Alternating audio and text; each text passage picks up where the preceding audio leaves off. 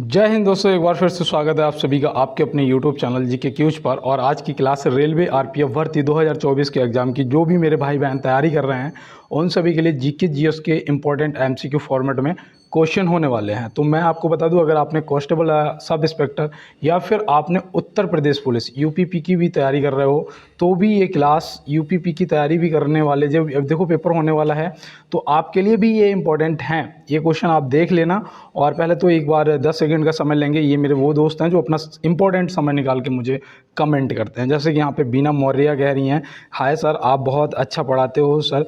बेटा मीना आपको बहुत बहुत धन्यवाद, thank you so much sir. Sahil भैया आपको भी धन्यवाद। सुशीला कह रही है नाइस क्लास सर गुरुजी, तो बेटा आपको भी धन्यवाद। और यहाँ पे देखो पूनम कुमारी, थैंक यू बेटा, वेलकम पूनम। और यहाँ पे देखो आशीष कुमार कह रहे हैं सुपर क्लास गुरुजी, भैया आशीष आपको धन्यवाद। और यहाँ पे देखो दिव्या कुमारी, हर हर महादेव भैया, हर हर महादेव, हर हर महादेव, जय शिव शंभू। और यहाँ पे देखो जागृति कह रही हैं क्या कह रही हैं, जर्ग बहुलात, ये मुझे समझ नहीं आ रहा क्या लिखा है यहाँ पे। देखो अजय कुमार कह रहे हैं नाइस क्लास सर, भैया अजय आपको भी धन्यवाद। शिवम पटेल, ये तो मैं ही हूँ, सब धन्यवाद सभी दोस्तों का। जय भोलेनाथ, मैंने ही बोला था। और यहाँ पे देखो सुमन कह रहे हैं, सुमन ने कुछ ये स्टिकर दिए, भैया आपको भी धन्यवाद।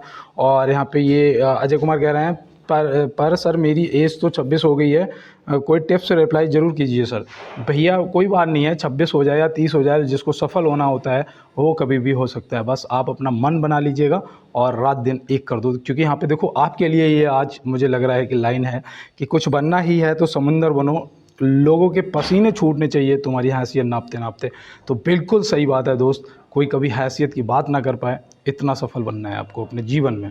अपना ऐसे समझ लीजिएगा कि एक गोल बना लो कि जिस कलर की जूती पहनूंगा उसी कलर की थार लेके जाऊंगा, और वो आपकी होगी, किसी की मांग के नहीं ले जानी, तुम्हारी होगी। जिस कलर का जूती से मैच करके थार खरीदनी है, बस इस एटीट्यूड के साथ चलना है यार। और यहाँ पे देखो मुझे बहुत अच्छा लगता है जब थार की बात करते हैं, क्योंकि मुझे बहुत पसंद है। यहाँ पे देखो लिखा है कि संयुक्त अभ्यास तर्कस भारत और किस देश के बीच आयोजित किया गया है। देखो ये करंट अफेयर के क्वेश्चन हैं और ये मिलिट्री एक्सरसाइज है ना। तो यहाँ पे देखो मैं आपको बताऊँ, इस प्रश्न का जो जवाब है वो आपका हो जाएगा अमेरिका, ऑप्शन ए, ठीक है। और ये कहाँ पर, ये चेन्नई में, यहाँ पे मैं लिख देता हूँ ये कहाँ पर किया गया था। तो ये किया गया था चेन्नई में, तो ये भी आप याद रखना, इसका आयोजन चेन्नई में किया गया था, तो ये भी आप याद रखेंगे। और इसका सभी का पीडीएफ के लिए आपको पता ही है कि अगर मुझे कमेंट बॉक्स में किसी ने बोला हो तो आप जाके एक बार रिप्लाई चेक कर लेना। मैंने टेलीग्राम का लिंक शेयर किया होगा जिस पे आप क्लिक करेंगे और जाके टेलीग्राम को ज्वाइन जरूर कर लेना, ठीक है, ज्वाइन कर लेना। वहाँ से आपको रोज़ की क्लास, जैसे कल क्लास हुई थी 50 क्वेश्चन पीडीएफ मैं दे चुका हूँ, आज जो हो रही है इसकी भी मिल जाएंगे। और अगर आपको ऐसे नहीं मिल पा रहे तो आप मुझे कमेंट बॉक्स में बोल देना, या फिर चैनल को खोलोगे जहाँ पे जीके जीएस क्यूज लिखा हो रहा होगा ना, 14 पॉइंट कुछ के लिखा होगा, उस पर क्लिक करना, वहाँ पे खोलेगा चैनल। वहाँ पे आपको एक लिंक लगा हुआ मिल जाएगा, जो कि लिंक आपका टेलीग्राम का लिंक होगा, ठीक है, तो उसे आप ज्वाइन कर सकते हैं। तो चलते हैं प्रश्न पे और फटाफट इसका जवाब करिएगा जिसको भी आता है। तो यहाँ पे इसका जो जवाब है वो क्या हो जाएगा कि एनी बेसेंट भारतीय राष्ट्रीय कांग्रेस की अध्यक्ष कब बनी थी। तो यहाँ पे जो आपका सही जवाब है वो हो जाएगा 1917 में बनी थी। कब बनी थी दोस्त?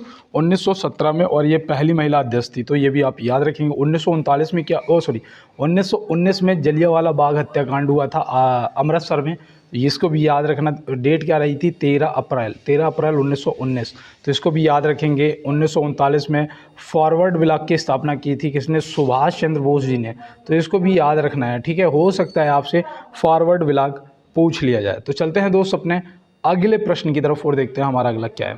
देखो यहाँ पे बोला गया है भारतीय रेलवे में कितने लाख कर्मचारी काम करते हैं। तो इसका आप जवाब करिएगा कि भारतीय रेलवे में कितने लाख कर्मचारी काम करते हैं। 10 लाख, 12 लाख, 13 लाख या 16 लाख।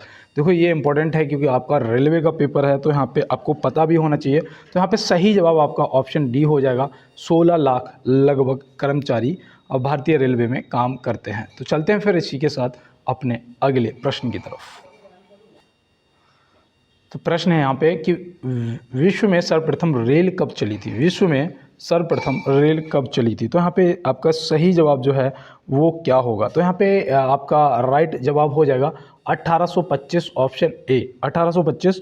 और ये कहाँ पर? इंग्लैंड में चली थी, ठीक है। कहाँ पर?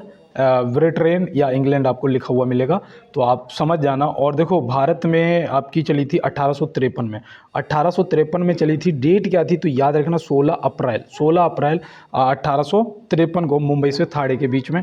तो इसको भी आप याद रखेंगे दोस्त। और इसी के साथ चलते हैं अपने अगले प्रश्न की तरफ। देखो यहाँ पे प्रश्न है कि प्रधानमंत्री विश्वकर्मा कौशल सम्मान योजना संबंधित है। देखो जितनी भी इम्पोर्टेंट योजनाएं हैं वो भी हमें पता होनी चाहिए, क्योंकि हो सकता है पेपर के अंदर आपसे देखो एक योजना तो पूछी जाएगी दोस्त। तो यहाँ पे प्रधानमंत्री विश्वकर्मा कौशल सम्मान योजना संबंधित है, तो किससे हो सकती है। देखो विश्वकर्मा जी का जब नाम आ गया तो आपको 17 सितंबर भी याद होगा, ठीक है, विश्वकर्मा जयंती मनाते हैं। तो यहाँ पे आपका ये किससे, ये देखो कारखानों वगैरह में ये सब होता है ना, तो याद रखना ये व्यावसायिक परीक्षण ऑप्शन सी, ये ऑप्शन सी जो है ये आपका सही जवाब हो जाएगा। अगर आपको लिखा हुआ मिल जाए शिल्पियों एवं कलाकारों से, तो वो भी आप याद रखना, वो भी आपका सही हो जाएगा, ठीक है। और ये जो योजना है इसका आरंभ कब हुआ था तो ये भी आपको पता होना चाहिए। तो याद रखना ये आपका हुआ था 17 सितंबर 2023 को। कब? 17 सितंबर 2023। अभी मैंने 17 सितंबर आपको बताया था। तो ये विश्वकर्मा जयंती मनाते हैं। और चलते हैं दोस्त अपने अगले प्रश्न पे। देखो यहाँ पे यार पूछा गया है कि भारत की सबसे लंबी रेल सुरंग कौन सी है। भारत की सबसे लंबी रेल सुरंग कौन सी है, इसका देखो, इसका आप जवाब करिएगा कि क्या होगा राइट जवाब। और ये भी आपके लिए इंपॉर्टेंट है। रेलवे से संबंधित जितने भी प्रश्न यहाँ पे आज मैं आपको करा रहा हूँ ये आपके लिए इंपॉर्टेंट है। और ये पता क्यों इंपॉर्टेंट है, देखो ये हो जाएगी आपकी पहले तो ऑप्शन बी, पीर पंजाल सुरंग, पीर पंजाल सुरंग। और इसकी जो लंबाई है ना वो भी आपको पता होना चाहिए यार, जो इसकी लंबाई है वो भी आपको पता होना चाहिए। तो वो कितनी है, 11.2 किलोमीटर, 11.2 किलोमीटर, 11.2 किलोमीटर। तो इसको भी आप याद रखेंगे और हो सकता है कि आपसे ये पूछ लिया जाए। और चलते हैं इसी के साथ अपने अगले प्रश्न की तरफ और देखते हैं हमारा अगला क्या है। देखो यहाँ पे पूछा गया है वर्तमान में भारत रेलवे में कितने मंडल हैं। वर्तमान में भारत में रेलवे में कितने मंडल, यहाँ पे देखो थोड़ा सा एरर हो गया है, ठीक है। तो ये आप याद रखेंगे भारत में वर्तमान में भारतीय रेलवे में कितने मंडल हैं, ऐसे प्रश्न होना चाहिए था। तो यहाँ पे रेलवे के मंडल पूछे जा रहे हैं, तो याद रखना वो हैं 18 मंडल, जो कि ऑप्शन सी यहाँ पे आपका सही जवाब हो जाएगा। दिए गए ऑप्शन में आपका सही जवाब 18 होगा, जो कि ऑप्शन सी में दिया गया है। अब चलते हैं अगले प्रश्न पे। देखो यहाँ पे दिया गया है, पहले तो मैं आपको बता दूं कि 20 क्वेश्चन तक तो आपको सिंपल मिलेंगे। आज क्लास का जो लेवल है वो इस टाइप का है, ठीक है। अब यहाँ पे 20 तक तो आपको सिंपल मिलेंगे। उसके बाद आपके जो होंगे वो एसआई वाले, और जो भी आप उत्तर प्रदेश पुलिस की भी तैयारी कर रहे हैं तो भी आपके लिए इंपॉर्टेंट होंगे। अब यहाँ पे पूछा है मानसवल झील किस राज्य में स्थित है। मानसवल झील जो है वो किस राज्य में स्थित है, तो यहाँ पे आप क्या बताएंगे। तो यहाँ पे दोस्त जो सही जवाब है वो आपका option B, Jammu and Kashmir हो जाएगा। ऑप्शन बी, जम्मू कश्मीर हो जाएगा आपका बिल्कुल सही जवाब। ये तो आप याद रखेंगे। अब यहाँ पे और भी झीलें हैं वो भी आपको याद होनी चाहिए, क्योंकि वो भी आपके पेपर से संबंधित हैं। जैसे कि एक है आपका नाग नागिन, ठीक है, सॉरी नागिन, ठीक है, नाग नागिन मतलब दोनों इकट्ठा बोल गया, लेकिन नागिन। और दूसरी आपकी है बैरी नांग, ठीक है, बैरी नांग, इसको भी ध्यान रखेंगे। बैरी नांग थोड़ा थोड़ा लिख देता हूँ क्योंकि यहाँ पे छोटा हो नहीं पाता। दूसरा है शेष नांग, तो शेष नांग को भी आप याद रखेंगे, शेष नांग। और तीसरी आपकी हो जाएगी अनंत नांग, ठीक है, अनंत नांग। जितनी भी नांग है ना वो आपके लगभग टोटल जो है वो जम्मू कश्मीर में है। शेष नांग, अनंत नांग, और देखो एक आपकी बुलर भी है, बुलर भी है, मीठे पानी की झील। तो ये और ये भी आपकी मानसवल भी, ये भी मीठे पानी की झील है, ठीक है। तो इसको भी आप याद रखेंगे। उत्तराखंड में क्या क्या है वो कैसे याद रखोगे, तो याद रखना नैनीताल, जितने भी ताल है ना, ताल, जिन झीलों के नाम के पीछे ताल लगा हो, समझ जाना वो उत्तराखंड से संबंधित है। तो चलते हैं अपने अगले प्रश्न की तरफ। तो यहाँ पे दिया है वर्ष का सबसे छोटा दिन कौन सा है। वर्ष का सबसे छोटा दिन कौन सा है, तो वर्ष का सबसे छोटा दिन कब हो सकता है। सोचो सर्दियों में ही होता है, तो हम ऐसे अंदाज लगा सकते हैं कि यहाँ पे 22 दिसंबर हमारा सही जवाब हो जाएगा। क्या हो जाएगा, जो 22 दिसंबर है वो सही जवाब हो जाएगा। और सबसे बड़ा दिन गर्मियों में होता है, मतलब 21 जून, ये सबसे बड़ा दिन हो जाएगा। ये भी आप याद रखेंगे। सबसे छोटा दिन 22 दिसंबर, सबसे बड़ा दिन 21 जून। तो 21 जून को भी आप ध्यान में रखेंगे। और चलते हैं इसी के साथ अपने अगले प्रश्न की तरफ और देखते हैं हमारा अगला क्या है। तो यहाँ पे दिया है पुस्तक ब्रेकिंग वॉरियर के लेखक कौन है। पुस्तक ब्रेकिंग वॉरियर के लेखक कौन है, तो इस पुस्तक को आपको पता होना चाहिए क्योंकि ये भारत के एक IAS, ठीक है, एक IAS द्वारा लिखी गई पुस्तक है और इनका नाम है काकी माधव राव। काकी माधव राव, ऑप्शन ए यहाँ पे आपका सही जवाब हो जाएगा। लेकिन ब्रेकिंग बैरियर की जगह अगर आपसे पूछ देता ब्रोकन विंग्स, क्या बोल देता, ब्रोकन विंग्स, तो ब्रोकन विंग्स जो है वो किसकी पुस्तक है, तो वो याद रखना वो सरोजनी नायडू की है। सरोजनी नायडू जी की ब्रोकन विंग्स है और ब्रेकिंग बैरियर जो है वो काकी माधव राव जी की है। तो ये भी आप याद रखेंगे, ठीक है। और देखो जवाहरलाल नेहरू जी से भी याद रखना, सरोजनी नायडू जी से तो मैंने आपको बता दिया, जवाहरलाल नेहरू जी से भी याद रखना डिस्कवरी ऑफ इंडिया, ये भी ज़्यादातर आपसे पूछी जाती है, इसको भी आप ध्यान में रखेंगे। और चलते हैं दोस्त अपने अगले प्रश्न की तरफ। देखो यहाँ पे दिया है रामकृष्ण परमहंस का मूल नाम क्या था। रामकृष्ण परमहंस का मूल नाम क्या था, तो यहाँ पे आप क्या बताएंगे कि रामकृष्ण परमहंस का मूल नाम, आप याद रखना गदाधर चट्टोपाध्याय था, जो कि ऑप्शन बी में दिया गया। सिद्धार्थ किसका पुराना नाम था, याद रखना भगवान बुद्ध का जो बचपन का नाम था वो सिद्धार्थ था, तो ये भी आप ध्यान रखेंगे। मूल शंकर किसका पुराना नाम है, तो ये भी आप कमेंट बॉक्स में चलिए बताइएगा। और चलते हैं दोस्त अपने अगले प्रश्न की तरफ। और यहाँ पे आप देख रहे होंगे बैकग्राउंड में बहुत ज़्यादा शोर हो रहा है, जिसके लिए मैंने उन लोगों को बोला भी, लेकिन वो कहते हैं ना कि क्या मैं कहूँ, इन लोगों के लिए मेरे पास शब्द नहीं है, लेकिन कोई बात नहीं है, चलो जैसा भी है आप लोग थोड़ा मैनेज करिएगा और मैं भी कर रहा हूँ यार। तो यहाँ पे दिया है भारतीय क्रांति की जननी किसे कहा जाता है। भारतीय क्रांति की जननी किसे कहा जाता है, तो यहाँ पे आपका जो सही जवाब है वो क्या हो जाएगा, तो याद रखना वो हो जाएगा मैडम भीकाजी रुस्तम कामा, जो कि ऑप्शन सी में दिया गया है। तो ऑप्शन सी जो है वो यहाँ पे आपका बिल्कुल सही जवाब हो जाएगा। और चलते हैं इसी के साथ अपने अगले प्रश्न की तरफ। देखो यहाँ पे दिया है किस गवर्नर जनरल ने भारत की राजधानी कोलकाता से दिल्ली स्थानांतरित की। तो पहले तो मैं आपको बता दूं ये कब हुई थी, 1911 में इसकी घोषणा हुई थी और 1912 में ये स्थानांतरित हो गई थी। अब ये किसने करी थी, तो यहाँ पे कौन वो गवर्नर जनरल था, तो आप क्या बताएंगे, यहाँ पे जो सही जवाब है वो हो जाएगा हार्डिंग। हार्डिंग आपका ऑप्शन ए बिल्कुल राइट जवाब हो जाएगा। पहले जो राजधानी थी वो कोलकाता थी, फिर इसे दिल्ली स्थानांतरित कर दिया गया था 1911, और ये घोषणा हो गई थी पूरा 1911 में और 1912 में स्थानांतरित हो गई थी। तो चलते हैं फिर इसी के साथ अपने अगले प्रश्न की तरफ। देखो यहाँ पे पूछा गया है वर्ष 1919 में जलियांवाला बाग हत्याकांड कहाँ पर हुआ था, जो कि अभी मैंने आपको बताया था अमृतसर, और इस पर ज़्यादा समय नहीं बर्बाद करना है। चलते हैं अपने अगले प्रश्न। देखो यहाँ पे कितना अच्छा लिखा है कि घड़ी अपने नियम से चलती है, इसीलिए लोग इसका विश्वास करते हैं। आप भी नियम से चलोगे तो लोग आप पर भी विश्वास करेंगे, और ये 100% सत्य है दोस्त।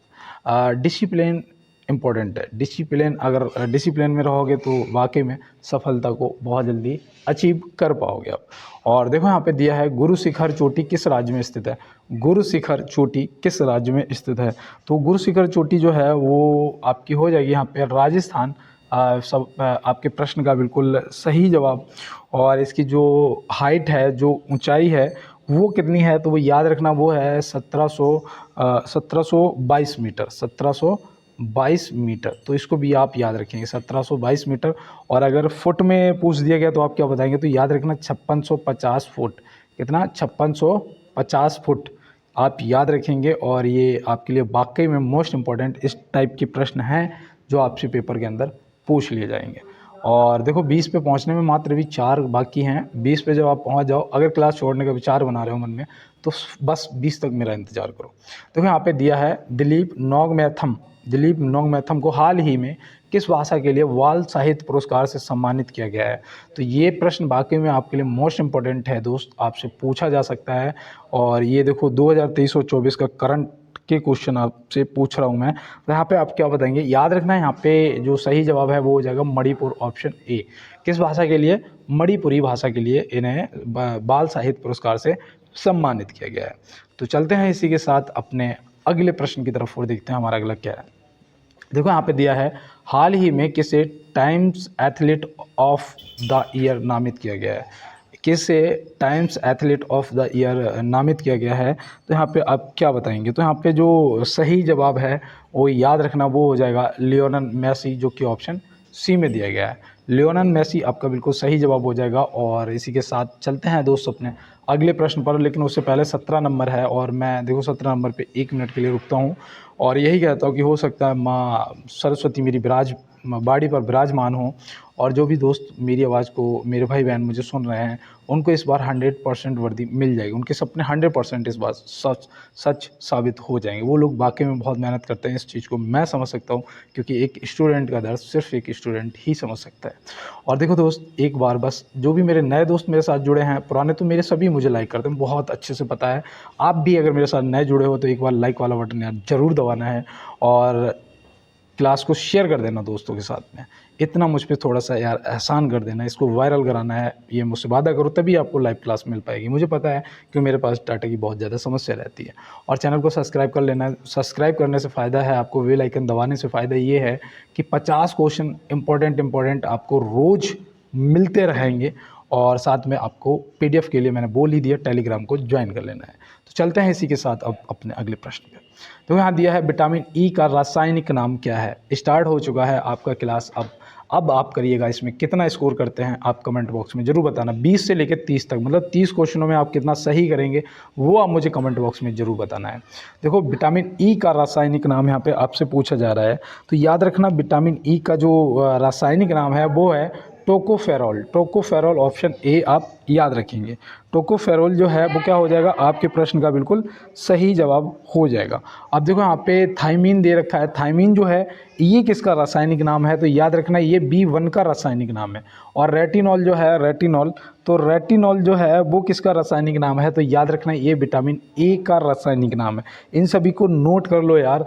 और विटामिन डी का रासायनिक नाम देखो, ये आपसे पूछे जा सकते हैं, तो याद रखना कैल्सीफेरॉल।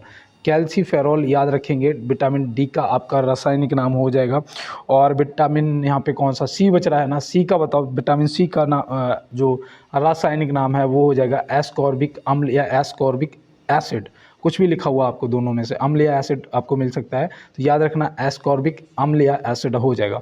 और विटामिन के का अगर आपको पता है तो आप कमेंट बॉक्स में बताइएगा कि विटामिन के का रासायनिक नाम क्या है। और यहाँ पे देखो, अब इन सभी को आप नोट करेंगे एक बार। और यहाँ पे देखो दिया गया है कि शास्त्रीय नृत्य यक्षगान किस राज्य से संबंधित है। जो यक्षगान है वो किस राज्य से संबंधित है, तो यहाँ पे आप क्या बताएंगे। यहाँ पे जो आपके प्रश्न का सही जवाब है यक्षगान, वो हो जाएगा आपका यहाँ पे कर्नाटक। कर्नाटक ऑप्शन सी हो जाएगा आपका बिल्कुल सही जवाब। केरल से याद रखना कथकली। कथकली जो है ये कहाँ से संबंधित है, केरल से। और जो कथक है, कथक जो है वो किससे संबंधित है, तो वो याद रखना वो है आपके उत्तर प्रदेश से संबंधित। और यहाँ पे देखो उत्तर प्रदेश दे भी रखा है, ठीक है।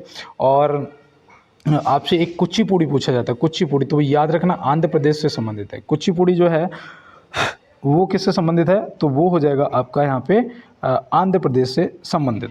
अब मैं आपसे अगर पूछता हूँ कि भरतनाट्यम जो है वो किससे संबंधित है, तो अगर आपको पता है कमेंट बॉक्स में बताइएगा, और नहीं पता है तो नोट कर लो यार, तमिलनाडु हो जाएगा आपका सही जवाब। भरतनाट्यम तमिलनाडु। और शास्त्रीय नृत्य यक्षगान जो है वो कर्नाटक से संबंधित है, जो कि ऑप्शन सी में दे रखा है, तो ऑप्शन सी यहाँ से आपका सही जवाब हो जाएगा। चलते हैं इसी के साथ अपने अगले प्रश्न की तरफ। सबसे अंतिम वेद कौन सा है, सबसे अंतिम वेद जो है वो कौन सा है, तो देखो यहाँ पे आपसे 2 प्रश्न पूछे जा सकते हैं। एक तो सबसे पुराना वेद और एक सबसे लास्ट का अंतिम वेद। तो याद रखना सबसे अंतिम वेद अगर यहाँ पे पूछ रहा है आपसे, तो आप इसमें लगाएंगे अर्थवेद। अर्थवेद जो है ये सबसे बाद का वेद है। और सबसे पुराना जो है, सबसे पहला, तो सबसे पुराना वेद आपका हो जाएगा ऋग्वेद। कौन सा हो जाएगा, ऋग्वेद हो जाएगा। और देखो यहाँ पे जो अर्थवेद है ये किससे संबंधित है, इसमें क्या क्या आता है, तो रोग निवारण है, जादू टोना है, वशीकरण है, प्रेम विवाह है, ये सब किस में आता है, ये सब जादू टोना वगैरह आपके अर्थवेद में आते हैं। और सामवेद में क्या आता है, सामवेद जो है ये, इसे आप बोल सकते हो कि ये संगीत का जनक है। संगीत जो है वो सामवेद से लिया गया है। तो संगीत का जनक अगर पूछेगा तो आप बता देंगे सामवेद आपका हो जाएगा।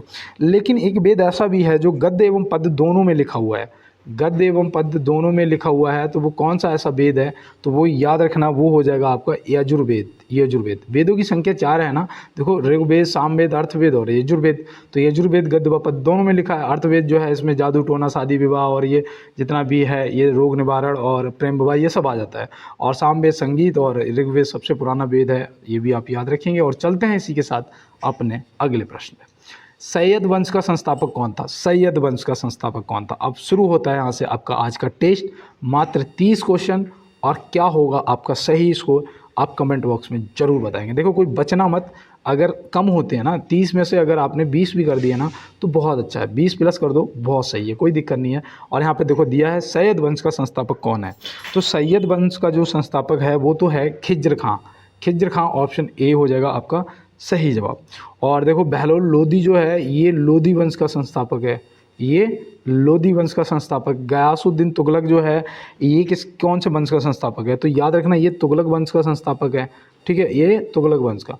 चंद्रगुप्त मौर्य जो हैं ये मौर्य वंश के संस्थापक हैं, चंद्रगुप्त मौर्य। और श्रीगुप्त जो हैं वो गुप्त वंश के संस्थापक हैं। और जो बाबर था वो मुगल वंश का संस्थापक था, जो बाबर था ये 1526 में आया था। अरे यहाँ पे क्या हुआ, चलिए तो यहाँ पे देखिए जो बाबर था, बाबर इधर लिख देता हूँ, जो बाबर था ये मुग़ल वंश का संस्थापक था। और जो कुतुबुद्दीन ऐबक था ये गुलाम वंश का संस्थापक था। तो इन सभी को आपको याद रखना है। देखो यहाँ पे मैंने जितना भी बताया, चंद्रगुप्त मौर्य मौर्य वंश, श्रीगुप्त गुप्त वंश, और गयासुद्दीन तुगलक तुगलक वंश, बहलोल लोदी लोदी वंश, खिज्र खां सैयद वंश, और मुग़ल वंश का बाबर बताया था, और गुलाम वंश का आपका कुतुबुद्दीन ऐबक हो गया। तो इन सभी को आप याद रखेंगे। और चलते हैं इसी के साथ अपने अगले प्रश्न की तरफ। देखो यहाँ पे दिया गया है कि भारतीय महिला क्रिकेट टीम की मुख्य कोच किसे नियुक्त किया गया? भारतीय महिला क्रिकेट टीम की मुख्य कोच, भाई देखो ये आपके करंट से आया हुआ क्वेश्चन है, और आपको पता होना चाहिए कि भारतीय महिला क्रिकेट टीम की जो मुख्य कोच हैं वो हो जाएंगे आपके अमोल माजुमदार। ऑप्शन बी यहाँ पे आपका सही जवाब हो जाएगा। अब कुछ दोस्त तो मेरे वीरेंद्र सहवाग को लगा रहे होंगे, कुछ लोग गौतम गंभीर जी को, लेकिन यहाँ पे भारतीय महिला क्रिकेट टीम का पूछा था, और यहाँ पे जो सही जवाब है वो अनमोल माजुमदार हो जाएगा। और चलते हैं इसी के साथ अपने अगले प्रश्न की तरफ। और कहते हैं कि ना, देखो वो नहीं सुनाऊंगा आज मैं आपको, कल मैंने क्लास की लास्ट में एक लाइन सुनाई थी, शायद ये एक आदमी सुनी होगी जिसने पूरा क्लास देखा होगा, लेकिन मैं आज बीच में सुना देता हूँ कि इतने कमज़ोर नहीं कि वफ़ादार होने का ऐलान करें, हमें यकीन है अपने किरदार पर, जो खोएगा वो ढूंढता फिरेगा, जो खोएगा वो ढूंढता फिरेगा। तो यहाँ पे देखो प्रश्न में दिया है कि निम्न में से विश्व मधुमेह दिवस कब मनाया जाता है? इनमें से बताना है कि विश्व मधुमेह दिवस कब मनाया जाता है। तो यहाँ पे आप क्या बताएंगे, याद रखना विश्व मधुमेह दिवस जो है ये 14 नवंबर को मनाया जाता है, ऑप्शन सी। अब यहाँ पे बात आती है कि 10 नवंबर को फिर क्या मनाते हैं भैया, तो 10 नवंबर को याद रखना विश्व विज्ञान दिवस मनाते हैं। क्या मनाते हैं? विश्व विज्ञान दिवस मनाते हैं, तो इसको भी आप याद रखेंगे। और 12 नवंबर को क्या मनाते हैं, तो 12 नवंबर को राष्ट्रीय पक्षी दिवस मनाते हैं। क्या मनाते हैं? राष्ट्रीय पक्षी दिवस मनाते हैं, तो ये भी आप याद रखेंगे। और देखो 4 नवंबर को नौसेना दिवस मनाते हैं, तो ये भी आप याद रखेंगे। हो सकता है कि आपसे नवंबर से ही प्रश्न पूछ ले। और चलते हैं इसी के साथ अपने अगले प्रश्न की तरफ। देखो यहाँ पे दिया है अश्वघोष किसके दरबारी कवि थे? अश्वघोष जो हैं वो किसके दरबारी कवि थे? तो आपको पता होना चाहिए कि अश्वघोष जो हैं वो राजा कनिष्क के दरबारी कवि थे। जिसको एक प्रश्न पूछा जाता है कि रेशम मार्ग पर किसका कब्जा था, तो वो राजा कनिष्क का रेशम मार्ग पर कब्जा था। और अश्वघोष जो है वो राजा कनिष्क के दरबारी कवि थे, ये भी आपको पता होना चाहिए। और देखो मैं यहाँ पे बताऊँ और कौन कौन कवि थे। देखो एक तो अश्वघोष इनके दरबार में थे, एक वासुदेव जी जो हैं वो भी इन्हीं के दरबार में थे, वासुदेव और नागा अर्जुन, ठीक है, नागा अर्जुन। तो नागा अर्जुन जो हैं वो भी इन्हीं के दरबार में थे। और चरक जो है, चरक जिन्होंने चरक संहिता लिखी है वो चरक भी इन्हीं के दरबार में थे, ये आपको पता होना चाहिए, कनिष्क के दरबार में। और कनिष्क ने आपको पता होना चाहिए कि शक संवत की शुरुआत की थी। शक संवत की जो शुरुआत है राजा कनिष्क ने करी थी, कब? 78 ईस्वी में। कब? 78 ईस्वी में करी थी, तो ये भी आपको पता होना चाहिए। और देखो अश्वघोष की रचनाओं के बारे में भी पूछ लेता है कभी कभी, तो याद रखना एक तो बुद्ध चरित जो है, बुद्ध चरित, तो बुद्ध चरित भी अश्वघोष की रचना है। और एक सूत्रालंकार है, सूत्रालंकार, देखो इधर मैं लिख के बता देता हूँ कि ऐसे लिखा था सूत्रालंकार। सूत्रालंकार जो है ये भी क्या है, ये भी इन्हीं की रचना है। तो ये भी आप याद रखेंगे। और कनिष्क को बौद्ध धर्म की जो दीक्षा है वो भी अश्वघोष ने दी थी। कनिष्क को बौद्ध धर्म की जो दीक्षा है वो भी अश्वघोष जी ने दी थी। तो इसको भी आप याद रखेंगे। और चलते हैं दोस्त अपने अगले प्रश्न की तरफ। यहाँ पे पूछा जा रहा है, ध्यान दीजिएगा, कि हुमायूं का मकबरा कहाँ स्थित है। हुमायूं का मकबरा अगर पूछ रहे हैं तो यहाँ पे आपका सही जवाब हो जाएगा नई दिल्ली में। कहाँ पर है? नई दिल्ली में। काबुल में किसका मकबरा है? अगर आपको थोड़ा सा दिमाग लगाएंगे तो याद आएगा कि बाबर का जो मकबरा है वो कहाँ पर है? काबुल में। सिकंदरा में अकबर का सिकंदरा में है। और देखो दूसरी चीज़ मैं आपको बताऊं कि जो सिकंदरा है ना, ये कहाँ पर पड़ता है? तो याद रखना, ये आगरा के निकट। कहाँ पर? आगरा के निकट। तो आगरा के निकट सिकंदरा जो है वहाँ पे अकबर का मकबरा है। इसको भी आप याद रखेंगे। और चलते हैं दोस्त इसी के साथ अपने अगले प्रश्न की तरफ।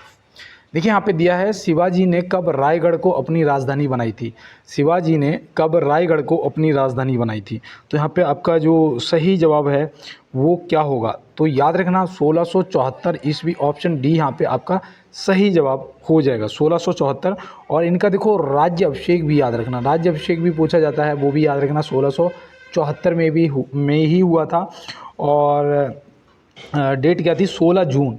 डेट क्या रही थी? 16 जून। तो ये भी आप याद रखें, 16 जून 1674 में।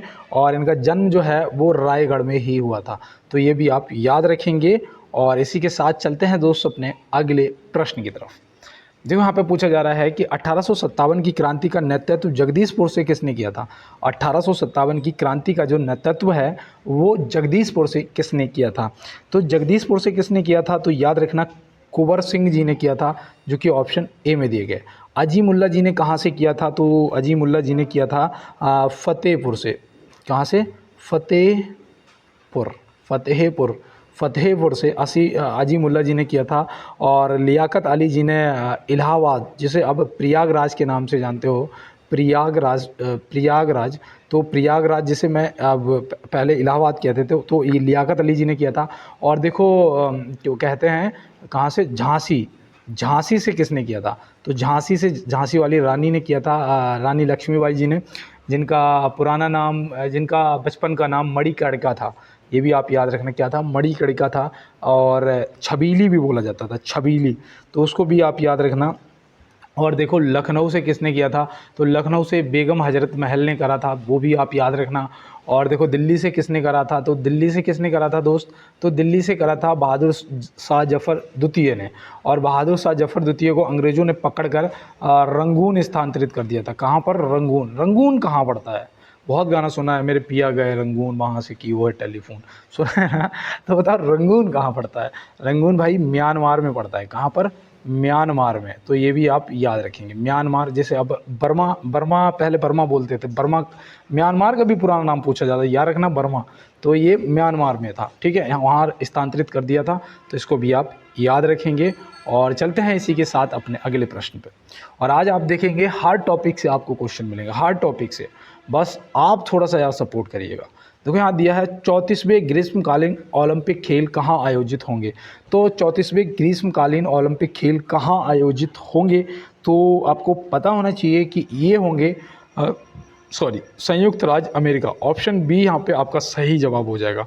और ये कब होंगे? तो हर 4 साल बाद होते हैं। तो ये अभी 24 चल रहा है ना, तो ये होंगे 2028 में। तो यहाँ पे आप बता सकते हैं कि जो पेरिस में हो रहे हैं वो 33वें ओलंपिक खेल है, 33वें 2024 में हो रहे हैं, ठीक है। और जो 34वां होगा वो संयुक्त राज्य अमेरिका 2028 में होगा। और इसके बाद आपका जो 35वां, तो वो याद रखना कहाँ होगा? 35वां ये ऑस्ट्रेलिया में होगा, ठीक है। और ये 4 इसमें प्लस कर दोगे तो कितना हो जाएगा? 2032 में ये ऑस्ट्रेलिया में होंगे। तो इनको भी देखो याद रखना है दोस्त। और पेरिस ओलंपिक से काफ़ी क्वेश्चन बनेंगे, तो उसको भी सभी को एक बार देख लेना है।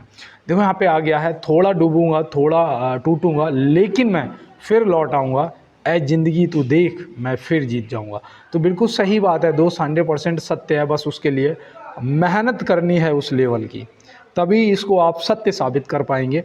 और चलते हैं दोस्त अगले प्रश्न पे। और देखो यहाँ पे अगला प्रश्न है हमारा कि दक्षिणी ध्रुव पर अकेले पहुँचने वाली पहली भारतीय मूल की महिला कौन है। दक्षिणी ध्रुव पर अकेले पहुंचने वाली पहली भारतीय मूल की महिला कौन है? तो यहाँ पे आप क्या बताएंगे? तो याद रखना वो है कैप्टन हरप्रीत चंडी जी, जो कि ऑप्शन सी में दिया गया है।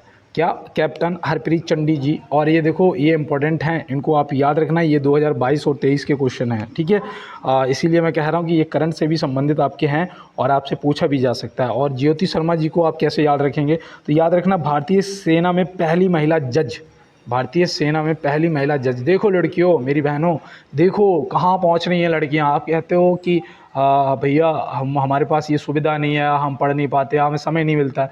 ये लोग भी आप में से ही हैं, हम में से, आप में से ये लोग हैं जो कहाँ कहाँ पहुँच रहे हैं। बस इसका सीधा सा एक जीता जागता उदाहरण यही है कि इन्होंने स्ट्रगल के टाइम पर कंफर्ट जोन को बिल्कुल करीब नहीं आने दिया। जो कंफर्ट जोन से निकल जाता है वो सफल हो जाता है, इस चीज़ को याद रखना। और देखो यहाँ पे प्याली वासक जी जो हैं, ये भी आप याद रखना है, ये पहली ऐसी महिला हैं भारतीय जो ऑक्सीजन के बिना माउंट एवरेस्ट पर चढ़ गई। मतलब माउंट एवरेस्ट पर चढ़ने वाली बिना ऑक्सीजन की पहली महिला जो हैं वो प्याली वासक जी हैं, तो इनको भी आप याद रखेंगे। चलते हैं दोस्त अपने अगले प्रश्न पे। भारत में नागरिकता कितने प्रकार से प्राप्त की जा सकती है? भारत में नागरिकता जो है वो कितने प्रकार से प्राप्त की जा सकती है? तो ये भी प्रश्न आपके लिए इम्पोर्टेंट बनता है। तो पहले तो मैं आपको बता दूं कि ये 5 प्रकार से प्राप्त की जा सकती है, जो कि ऑप्शन सी यहाँ पे आपका राइट जवाब हो जाएगा, पहली चीज़। दूसरा, आपको पता होना चाहिए जो आपकी नागरिकता है वो संविधान के किस भाग में आती है? तो वो आती है दोस्त भाग 2 में। और कौन से आर्टिकल से कौन से आर्टिकल? तो आर्टिकल याद रखना, आर्टिकल आपका 5 से 11 है। क्या है? आर्टिकल 5 से 11 है। ये नागरिकता की बात कर रहा हूँ मैं, ठीक है, तो इसको आप याद रखें। और देखो, अब यहाँ पे अगर बात आती है कि वो 5 तरीके कौन कौन से हैं, तो पहला तो याद रखना कि एक तो जन्म से, जो कि हम लोग हैं, जन्म से। दूसरा याद रखना पंजीकरण द्वारा, पंजीकरण द्वारा, तो ये भी आप याद रखेंगे। तीसरा है वंश परंपरागत द्वारा, वंश परंपरागत द्वारा, तो इसको भी आप याद रखेंगे। और चौथा आपका हो जाएगा देशीकरण के द्वारा, देशीकरण के द्वारा, तो इसको भी आप याद रखें। और पांचवा है भूमि विस्तार के द्वारा, पांचवा जो है भूमि विस्तार द्वारा, तो इनको भी आप याद रखेंगे और ये वाकई में आपके लिए इम्पोर्टेंट हैं। और चलते हैं दोस्तों अपने अगले प्रश्न पे।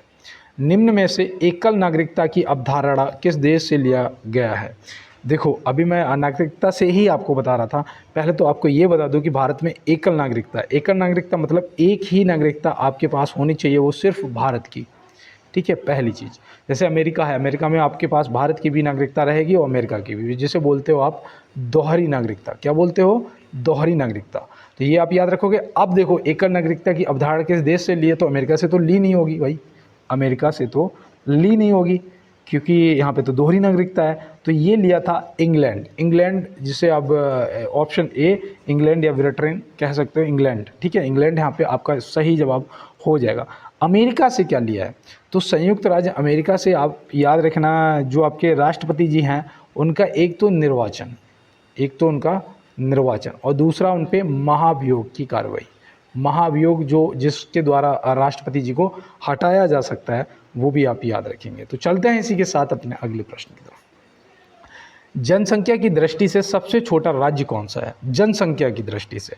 अब यहाँ पे बहुत से दोस्त मेरे ऐसे होंगे जो एकदम से खटाक से क्वेश्चन को देखेंगे और गोवा लगाएंगे, आगे निकल जाएंगे, लेकिन दोस्त चालान कट जाएगा मेरे भाई, मैं सत्य बता रहा हूँ आपको, थोड़ा सा सोच समझ के करना है। देखो, जनसंख्या की दृष्टि से सबसे छोटा ऑप्शन बी आपका सिक्किम हो जाएगा, ठीक है, जनसंख्या की दृष्टि से। और देखो, सबसे बड़ा अगर जनसंख्या की दृष्टि से बात करेंगे तो वो हो जाएगा उत्तर प्रदेश, ठीक है ना, राइट। अब चलो, क्षेत्रफल की दृष्टि से सबसे बड़ा राजस्थान है, जो कि क्षेत्रफल की दृष्टि से पहली चीज़। सबसे छोटा क्षेत्रफल की दृष्टि से आपका गोवा हो जाएगा, तो इसको अब याद रखना, क्षेत्रफल की दृष्टि से गोवा है और जनसंख्या की दृष्टि से सिक्किम है। तो अब कंफर्म हो गया, यहाँ पे कोई एरर तो नहीं रह गया ना। चलते हैं फिर अगले प्रश्न की तरफ। देखो यहाँ पे यार क्या दिया है, निम्न में से म्यांमार की सीमा से लगा भारतीय राज्य नहीं है, भारतीय राज्य नहीं है जो म्यांमार की सीमा से लगा हो।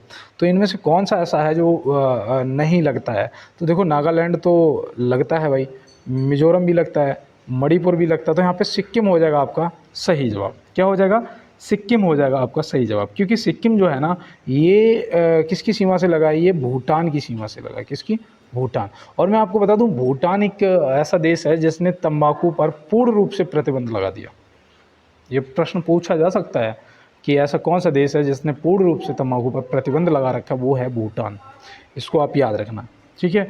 अब कोई दिक्कत तो नहीं। अब यहाँ पे देखो 3 हो गए, एक राज्य और लगता है।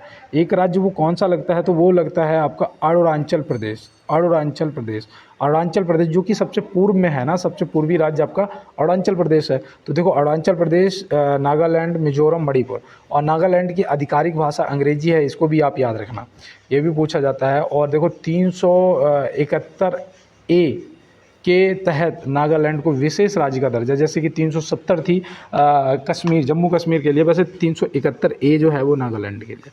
चलते हैं अपने अगले प्रश्न। मुस्लिम लीग की स्थापना कब हुई थी? मुस्लिम लीग की जो स्थापना है वो कब हुई थी? आज आपको मज़ा आ रहा होगा, मुझे भी मज़ा आ रहा है पढ़ाने में, क्योंकि आप लोगों ने कल जो सपोर्ट करा है ना यार, जो कल आपने कल की क्लास को भर भर के लाइक करा है ना दोस्त, वाकई में दिल खुश हो गया यार। वेल डन यार, आप लोग बहुत सपोर्ट कर रहे हो और मैं भी अपनी जी जान लगा दूंगा आपके सपोर्ट में।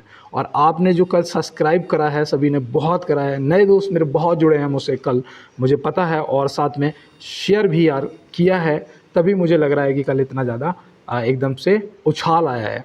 तो आप लोगों ने शेयर भी किया है, तो उसके लिए सभी को धन्यवाद। और मैं यही कहूँगा 34 नंबर हो गया, देखो 17 दूनी 34, कि हो सकता है मेरी ज़बान पे माँ सरस्वती विराजमान हो और मेरी आवाज़ को जो भी सुन रहा है इस टाइम, उसको इस बार 100% सिलेक्शन हो जाएगा, वर्दी मिल जाएगी, टेंशन लेने की ज़रूरत नहीं है। और मुस्लिम लीग की स्थापना अब यहाँ पे पूछा जा रहा है, प्रश्न पे चलते हैं। तो याद रखना ये 30 दिसंबर 1906 को किया गया था। 30 दिसंबर 1906 जो कि ऑप्शन सी में दिया गया। और कौन कौन था इसमें, देखो आगा खां और मैन था सलीउल्लाह खां, सलीउल्लाह खां, ठीक है।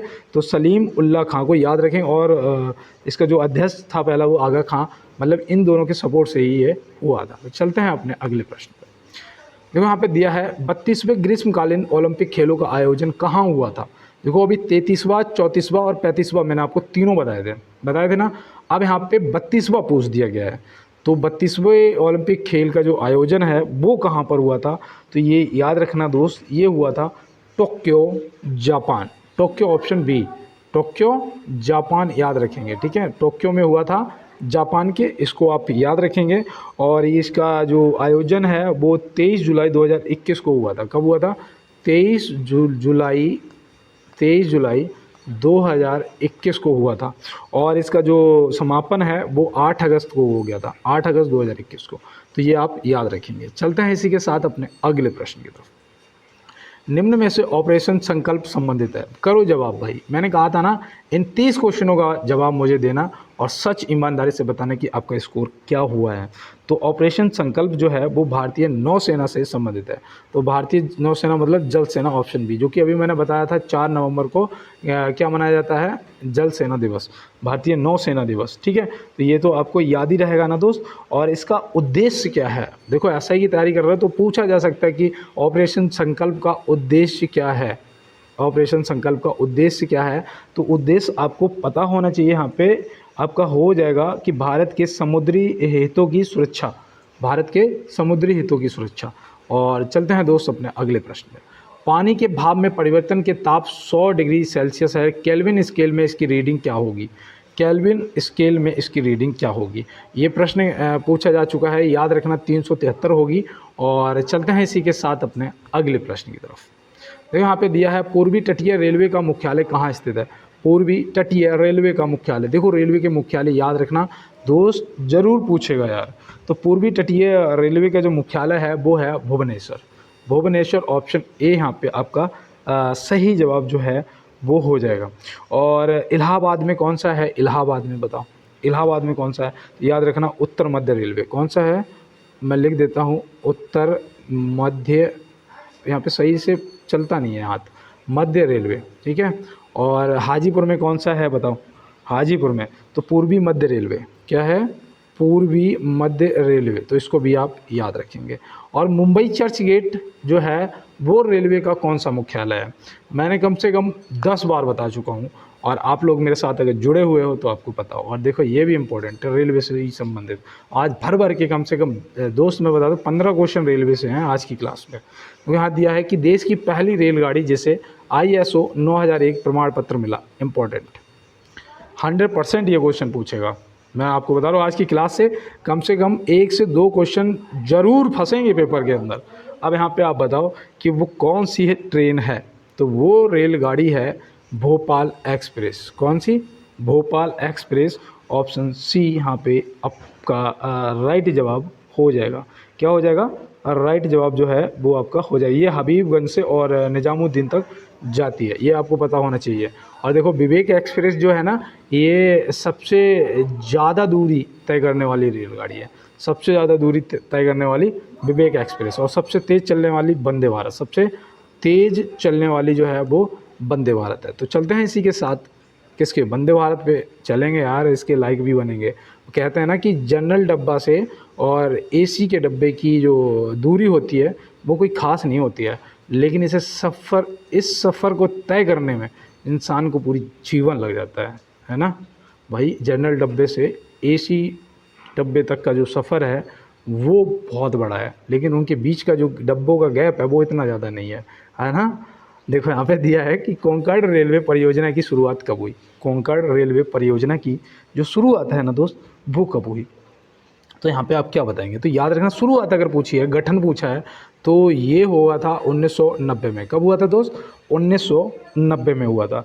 लेकिन मैं आपको बता दूं जो पूर्ण रूप से संचालन शुरू हुआ था ना, वो भी आपसे अगर पूछ देगा तो याद रखना वो 26 जनवरी 1998, 26 जनवरी 1998 को हुआ था। तो इसको भी आप याद रखेंगे, 26 जनवरी 1998 को पूर्ण रूप से संचालन चालू हो गया था, लेकिन इसका जो गठन है वो 1990 में हुआ था। तो इसको आप याद रखेंगे, ये आपके लिए इम्पोर्टेंट है। और मैं आपको बता दूं ये रोहा से मंगलौर तक है। कहाँ से? रोहा से मंगलौर तक योजना चलाई गई है, मंगलौर तक। और इसकी जो लंबाई, जो दूरी है ना, वो कितनी है? 760 किलोमीटर। कितनी है? 760 किलोमीटर। तो ये भी आप याद रखें। कोंकण रेलवे परियोजना जो है 1990 में गठन हुआ, 1998 में पूर्ण रूप से बनकर तैयार मतलब चालू हो गई, और 26 जनवरी 1998 को, और रोहा से मंगलौर तक ये चली। और इसकी जो दूरी है वो 760 किलोमीटर है इस परियोजना की। तो इसको भी आप याद रखेंगे। ये इस टाइप के प्रश्न आपसे पेपर में पूछे जा सकते हैं, और ये तो रेलवे से संबंधित है तो पूछ तो लेगा ही। दास प्रथा की समाप्ति किसने की थी? दास प्रथा की समाप्ति, तो दास प्रथा की समाप्ति जो है वो सबसे पहले अकबर ने की थी। ऑप्शन बी हो जाएगा आपका सही जवाब। अगर पूछ देंगे कि कब करी थी तो क्या बताओगे? तो याद रखना 1562 में। कब? 1562 में करी थी। तो इसको भी आप याद रखेंगे। और चलते हैं इसी के साथ अपने अगले प्रश्न की तरफ। भारत का स्विट्ज़रलैंड किसे कहते हैं? भारत का स्विट्ज़रलैंड किसे कहते हैं? भाई मैंने जब इस क्वेश्चन को गूगल पर सर्च करा, मैं आपको बताऊँ 10 आंसर आ रहे थे, 10। मतलब हर जगह, ठीक है, कश्मीर को छोड़ के बाद बाकी सब दिखा रहा था। अब यहाँ पे हिमाचल प्रदेश में भी, उत्तराखंड में भी, हर जगह दिखा रहा था भारत का स्विट्ज़रलैंड इसे कहते हैं। लेकिन यहाँ पे याद रखना आपका ऑप्शन बी जो है कश्मीर सही जवाब हो जाएगा। और कोलकाता को क्या कहते हैं? तो कोलकाता को याद रखना डायमंड हार्बर कहते हैं। क्या कहते हैं? डायमंड हार्बर। तो इसको भी आप याद रखेंगे, ठीक है, डायमंड हार्बर कहते हैं। इसको भी आप याद रखेंगे। और उत्तराखंड में ये फूलों की घाटी पूछा जाएगा तो कहाँ पर स्थित है? उत्तराखंड में। तो चलते हैं अपने अगले प्रश्न की तरफ। और क्लास कैसी लगती है यार ज़रूर बताया करो। देखो यहाँ पे कितना अच्छा लिखा हुआ है कि मैं अपने अलावा किसी और से कंपटीशन में नहीं हूँ, मेरा लक्ष्य खुद को लगातार बेहतर बनाना है। तो सही बात है, कभी किसी से बहस मत करो, कभी किसी को कंपटीशन में मत लाओ। तुम अकेले वो कर सकते हो जो कोई दूसरा नहीं कर सकता है। खुद को बस पहचानने की देर है। पता है आप हनुमान जी हैं, बस आपको आपकी शक्ति याद दिलाने वाला कोई जामवंत नहीं मिलता है। और अगर कोई मिल जाए बढ़िया तो फिर आप कुछ भी कर दोगे, कुछ भी। RPF छोड़ो, IAS क्वालिफाई कर दोगे, सच बता रहा हूँ। और देखो यहाँ दिया है थीन बांध किस राज्य में स्थित है? थीन बांध जो है वो किस राज्य में स्थित है? तो आप यहाँ पे क्या बताएंगे? थीन बांध जो है वो पंजाब और जम्मू कश्मीर। ऑप्शन सी मतलब आपका जो सही जवाब हो जाएगा कि पंजाब और जम्मू कश्मीर, और ये देखो कौन सी नदी पर है, तो याद रखना ये रावी नदी पर बना है। कौन सी नदी पर? रावी नदी पर बना है, तो ये भी आप याद रखेंगे। और इसका दूसरा नाम थीन बांध की जगह हो सकता है कि आपसे ऐसे पूछ ले रणजीत सागर बांध। क्या? रणजीत सागर बांध। तो रणजीत सागर बांध जो है ये आपका या थीन बांध एक ही बात है, तो इसका नाम आप याद रखेंगे। और चलते हैं इसी के साथ अपने अगले प्रश्न की तरफ। देखो यहाँ दिया है चंबल नदी की लंबाई कितनी है। चंबल नदी की लंबाई कितनी है, इसको भी मैंने चेक करा तो 965 बहुत जगह दिखा रहा था, लेकिन 1026, 1057 ऐसे भी दिखा रहा था। तो याद रखना प्रश्न जब दिया जाएगा तो 965 किलोमीटर आपको ऑप्शन में मिलेगा, जो कि आपका सही जवाब होगा। और मैं यहाँ पे आपको एक एक्स्ट्रा जानकारी बताऊँ कि चंबल नदी जब निकलती है ना, तो ये कहाँ से निकलती है? ये MP के महू के पास पहाड़ियों से निकलती है। ठीक है, पहाड़ियों से निकलती है। उस पहाड़ी का नाम मुझे सही से याद नहीं, शायद जोना पाव पहाड़ी है, जोना पाव पहाड़ी। ठीक है, वहाँ से निकलती है और इसका जो ये जाके समाप्त जो होती है ये यमुना नदी में मिल जाती है। यमुना नदी में मिल जाती है। और मैं आपको बता दूँ यमुना नदी में मिल तो जाती है, लेकिन यमुना नदी की लंबाई भी पूछ देगा अगर, तो आप क्या बताओगे? तो याद रखना 1376 किलोमीटर। कितनी है? 1376 मतलब 1376, ये यमुना की लंबाई हो जाएगी। गंगा की लंबाई 2525। सबसे भारत की सबसे लंबी नदी जो है वो गंगा है, सबसे पवित्र नदी भी आपकी गंगा है। और चलते हैं इसी के साथ अपने अगले प्रश्न की तरफ। खेलो इंडिया विंटर गेम 2023 का विजेता कौन है? खेलो इंडिया विंटर गेम्स 2023 का विजेता कौन है? तो इसका आप सही जवाब क्या करेंगे? तो याद रखना जो खेलो इंडिया विंटर गेम्स है उसके 2023 का जो विजेता है वो है जम्मू कश्मीर। ऑप्शन बी जो हुआ है यहाँ पे आपका बिल्कुल सही जवाब हो जाएगा। और जो महाराष्ट्र है इसकी सेकंड पोजीशन रही थी। क्या? सेकंड पोजीशन रही थी। और इसका जो संस्करण था खेलो इंडिया विंटर गेम्स का वो था तीसरा। 2023 में जो था वो था तीसरा। और ये इसका आयोजन जो है ना, इसका जो आयोजन है वो कहाँ पर हुआ था बताओ? याद रखना ऐसी जगह हुआ था कि नाम सुनते ही कहोगे अरे भैया जॉब लगने दो, घूमने जरूर जाएंगे। गुलमर्ग। क्या? गुलमर्ग। वाकई में बहुत ही प्यारी, बहुत ही अच्छी जगह है गुलमर्ग, और यहाँ पे तो जाना चाहिए। जम्मू कश्मीर में है और चलेंगे हम लोग, सब चलेंगे। ठीक है, मेरी नौकरी लगने दो, मैं सबकी टिकट करवा दूँगा। ठीक है, देखो यहाँ पे दिया है सबसे अधिक उपग्रह वाला ग्रह। सबसे अधिक उपग्रह वाला ग्रह कौन सा है? तो सबसे अधिक उपग्रहों वाला जो ग्रह है वो है यार शनि। कौन सा? शनि। इसके कितने उपग्रह हैं? तो याद रखना 145, 145 उपग्रह हैं इसके। ठीक है, और दूसरे नंबर पे आ जाता है बृहस्पति। बृहस्पति के भैया फिर कितने हैं? बृहस्पति के हैं 95 उपग्रह। पृथ्वी के उपग्रह कितने हैं बताओ? एक ही प्राकृतिक उपग्रह है जिसका नाम है चंदा मामा। ठीक है, क्या है? चंदा मामा। याद रहेगा ना? चलते हैं फिर अपने अगले प्रश्न की तरफ। अब फोबोस और डीमोस किसके उपग्रह हैं बताओ? पता है किसी को? बताना। मैं देखो यार कई बार बता चुका हूँ, अगर आपने लिखा होगा ना तो आपको याद होगा, जैसे मुझे याद आ गया है ना। फोबोस और डीमोस किसके उपग्रह हैं? तो यहाँ दिया है संसद के दोनों सदनों को बुलाने की शक्ति किसके पास होती है? संसद के दोनों सदनों को बुलाने की जो शक्ति है वो किसके पास होती है? तो देखो भारत में सबसे शक्तिशाली व्यक्ति हमारे राष्ट्रपति जी होते हैं, भारत के प्रथम नागरिक होते हैं, है ना। तो याद रखना ऐसे ही कि ये तो संसद के दोनों सदनों को बुलाने की शक्ति होती है इनके पास, है ना, तो राष्ट्रपति जी। और ये कौन से आर्टिकल के तहत बुलाते हैं ये बताइए। चलिए कांस्टेबल ऐसा ही, दोनों लोग करो इसका जवाब। तो याद रखना आर्टिकल 108। कौन सा? अनुच्छेद 108 याद रहेगा ना। तो चलते हैं फिर अपने अगले प्रश्न की तरफ। झारखंड राज्य का गठन कब हुआ था? झारखंड राज्य का गठन कब हुआ था? तो मैंने उस दिन आपको बताया था 1915, ऐसे बताया था, और हर जगह नवंबर था। ठीक है, हर जगह नवंबर था, और सन थी 2000। सन थी 2000। तो ये आपको याद रहेगा ना। अब यहाँ पे देखो झारखंड, पहले तो देखो 26वां राज्य बना था, 36वां मतलब 26 36 ऐसे याद करा था ना। 26वां राज्य छत्तीसगढ़ जो कि 1 नवंबर 2000 को बना था। उसके बाद बना था उत्तराखंड, उत्तराखंड जो कि 27वां राज्य था। और झारखंड बना था 28वां राज्य, है ना, 15 नवंबर 2000 को। तो यहाँ पे ऑप्शन सी जो है वो आपका सही जवाब हो जाएगा। और चलते हैं इसी के साथ अपने अगले प्रश्न की तरफ। तो यहाँ दिया है युद्ध की घोषणा या शांति का फैसला करने में कानूनी रूप से सक्षम है।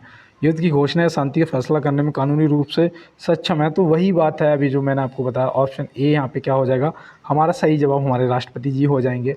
और चलते हैं इसी के साथ अपने अगले प्रश्न की तरफ। डॉक्टर राजेंद्र प्रसाद कितने वर्ष तक राष्ट्रपति रहे? ये हमारे भारत के पहले राष्ट्रपति थे और मैं आपको बता दूं ये 12 वर्ष तक राष्ट्रपति रहे। सबसे लंबा समय कार्यकाल इनका रहा 12 वर्ष, तो इसको भी आप याद रखेंगे।